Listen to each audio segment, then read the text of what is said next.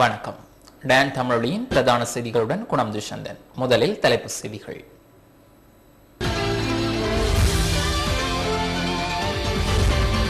வடக்கில் சிங்கள குடியேற்றங்கள் உருவாக்கப்படுவதாக சுமத்தப்படும் குற்றச்சாட்டுகளில் எவ்வித உண்மையும் கிடையாது என பொருளாதார அபிவிருத்தி அமைச்சர் பஷல் ராஜபக்ச தெரிவிப்பு.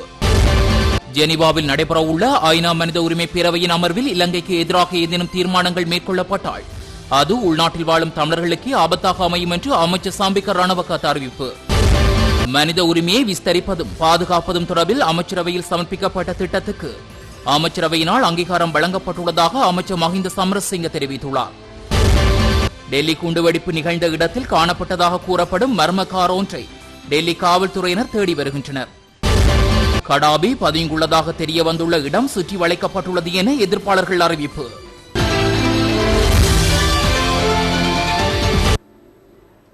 சிறிய இடைவெளியை தொடர்ந்து செய்திகள் தொடரும்.